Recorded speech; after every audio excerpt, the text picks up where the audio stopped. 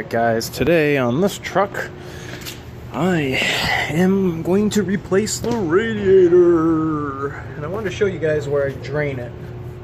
There's the petcock for the primary radiator. I'm using a pair of small pliers. I got a hose going into a pan so we can minimize mess. But this is how you drain the radiator, primary radiator, on a 6.7. And also you can see the coolant leak right there at the bottom of the driver's side end tank. So that is what we're going after today. And I would like to illustrate just that. Alright guys, let's get the AC going. No.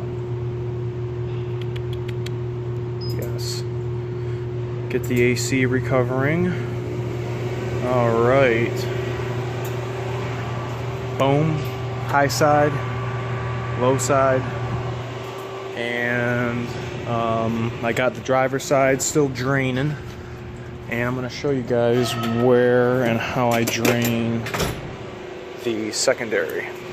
There's a petcock kind of in the same spot, but very, very hard to get to. Actually, you can see it right there. How in the heck are you supposed to get to that? Oh, so piss on that. We're gonna go right to this hose that goes to the transmission cooler, which is in that cooling system. And we're gonna drain it this way. Just using pair of slip joint pliers.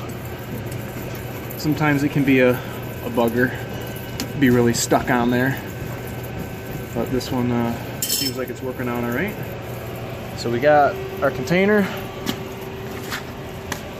Now it's to pull it off, and I just angle it straight down. Control my spill.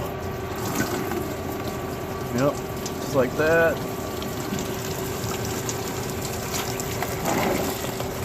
A little bit. No biggie. Just let that drain. We'll worry about capping that off later. Alright, one thing you do need to pay attention is this primary radiator. It's got a lot of coolant in it, and you're gonna have to watch it because this pan will overfill. And I'm just turning the petcock by hand because we don't care about it anymore because it's being replaced. So that's one tip I want to let the viewers know when draining the primary cooling system. All right, we're gonna remove this grill. We got four 10 millis right on the top.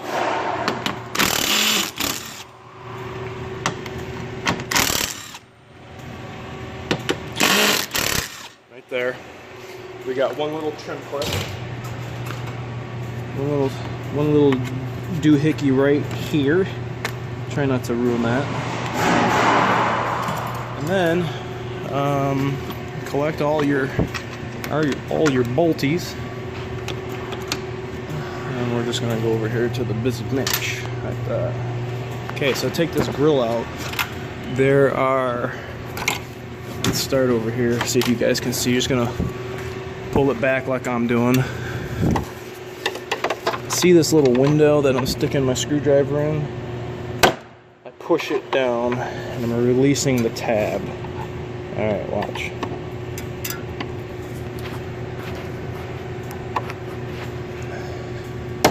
See? Okay. Go for this one. Okay. More, and then the whole grill is going to be mine. Okay, that's it, just like that. Just go put that someplace nice and safe, and just kind of dissecting this whole front end. So now that I got the coolants done, this one you don't have to worry about, it's done, but that's out of the equation now. just finishing up on the AC, and I'm going to take the headlights out. This core support here, when we take this core support loose, dink these pins in. I'll show you just with a hammer. These are installed during manufacture when they're making it, so that they can align. The radiator and cooling system module. Well, I don't need those on here. I got 6 bolts, 3 on each side, holding that core support on. So these little plastic dowels, out of here. So, alright, we're going to jump forward, and you're going to see less stuff in the front of this truck. Okay, looks a little different. I've gone ahead and took that plastic thing off. Excuse me, there's 2 10mm bolts that hold this little plastic shield in. It goes right there. 2 13s have to come out. And, oh, well, yeah, you're going to have to remove this guy here. I got 13mm AC, 13mm AC. We're going to go ahead and we're going to rip them boys out right now. Alright guys, we're ready for removal. I want to start off again by saying, you know, this is how I do this. Everybody else who services these PowerStrokes may take the bumper off. They may take the freaking hood off. Well, this is what I do. And in order of the parts that came off, this is the last thing I removed because it's the easiest thing to take off once you get the radiator flopped forward enough. Here's that core support I was telling you about. 1, 2, 3 fasteners on each side. That. Let me show you how it sits in the vehicle so you guys get an idea. That sits like this. And it's got a 10mm bolt that holds it to the bulkhead, or the core support, rather, the lower part of the body.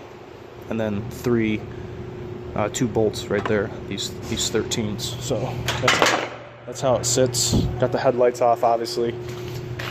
This went to the EGR cooler. I just kind of went and snaked that out of the way so I can maximize my gap between the 2 radiators. This is the radiator for the secondary cooling system, EGR cooler,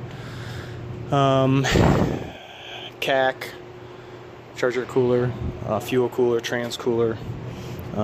We got the AC condenser here, power steering cooler, trans cooler, fuel coolers underneath by the driver's feet, underneath the vehicle. One thing you want to do is take this trim clip off that holds this hose into the radiator.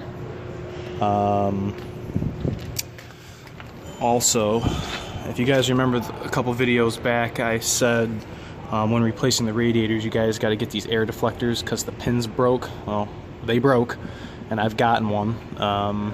There's 3 of them. 1, 2, 3 that go this way into the bumper. You need to take those out. And then there's like 1, 2, 3, 5 clips that hold it to the radiator. This also, these are going to break. This thing has 117,000 miles on it, and they always break, so I make sure to get both air deflectors, top and the bottom. What else do we have here? We got a connector hose from the secondary water pump that goes to the secondary radiator. So if that was connected, I couldn't get this big of a gap, so I disconnect that. And then the lower shroud, oh, let me back up. The secondary radiator is bolted to the primary radiator. Here and here. They sandwich together on both sides, it's like that. Then the lower fan shroud you have to take off, and it is right here with a bolt going towards the front of the vehicle. So what I do is I get an extension and go right behind this body mount, and it lets me go right there. On both sides, it's identical. Driver's side's a little more tricky, but it's the same thing. You just can't get straight on, so make sure you got a wobble universal joint. The last thing I did was removed the lower radiator hose. Upper hose is kind of the same thing, just remove the clip and install it in. One thing I have been burned on, and I just thought about this that I was going to tell you guys. I did a radiator a little while ago, put everything back together and filled it up, upper hose started leaking. Then the lower hose started leaking. I'm gonna go, because these have so much because this has so many miles on it, I'm gonna replace this seal right here. You can get them separate, and that's one thing I did forget about. So make sure to get that when you guys are replacing it. But everything's loose. About to pull this radiator out. I can't do it by myself. It's kind of hard, but I'm gonna go grab some help and get it out. All right, here we go. Boom. No radiator. It's out. There it is. That's what you would expect to see. Kind of tight when you're going between here and here. You got a stud that you need to set the radiator on, as well as here. The radiator's got to go down right here. So definitely need an assistant helping you out. So I did get the O-rings. They should be here in about an hour. So I'm just gonna kind of hang out on this and look at something else while I'm waiting. Alright guys, here you can see there's the petcock where we drained. And you can see the coolant leak. Look at it, all the way up. So this one was actually leaking pretty good. It's one of the baddest ones I've seen in a long while. But yeah, check it out. That thing's really leaking. He said he had just filled the coolant up. Passenger side looks okay. But yeah, driver's side definitely. It's always the driver's side. I believe it is how it's mounted here, and how that whole core support mounts fast to the body. When if you were to go up like a driveway and the thing goes, that flex goes through to the radiator, and that's where this mounts. And if that whole piece over there is flexing, when it is mounted to here, what do you think this is going to do? The little seam or gasket that they use in here can't withstand that kind of torture over. I believe this is its only radiator, so it's very rare on occasion that I put two radiators in the truck. But like I said, this one had 117,000 miles on it. So alright, we got to get it prepped and ready to be put in. Alright, new radiator. Got it propped up here on the oil change again. This is the air deflector for the bottom one that I said you guys are going to have to replace. And it is going to affix itself like so. And the other one, which we are going to leave off because I'm going to save that for the end just so that doesn't get damaged. That's the one that goes across the top. So we'll set that aside. And excuse the sound in the back. Hold on. So this is how it sits. So it's more or less just pushing the new push pins into the radiator holes. The other ones, they always break, and I started pulling the one off over here, and it completely busted. And you can't get these push pins other than coming with the flap. So 9 times out of 10 they always break. And I want to make sure I have it because I need to make a ride. Last one. They are tight. All right, I got it. And that's how it is. You gotta put it in just like that, and then once you now this is the front. I had to swap it around.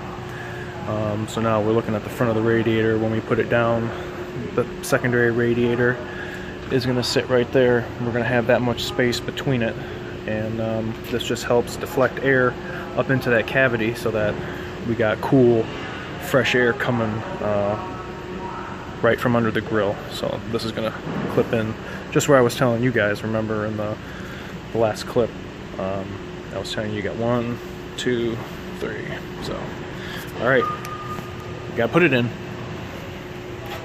Okay, I already went ahead and replaced the upper hose O-ring. Got a nice fresh guy up in there. No, that's not oil. That's just scale that's built up on the inside of the hose. Kind of flat.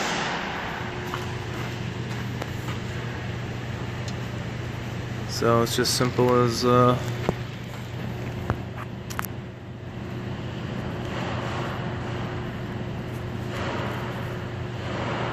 yeah.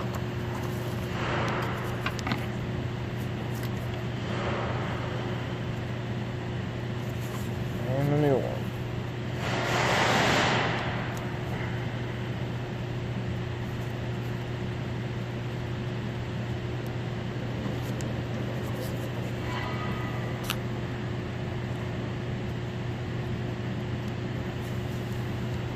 Voila.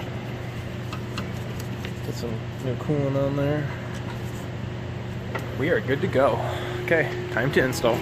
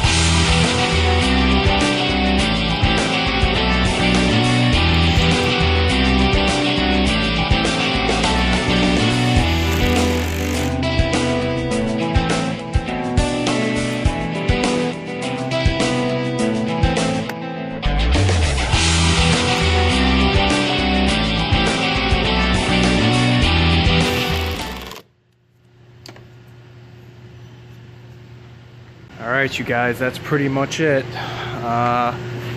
The AC just charged and everything is pretty much together. The last piece of Diriston, we're gonna pop all these bad lads right in their new little holes. Just, they want to go home. Go home to your hole. Alright, look at that. Brand spanking new.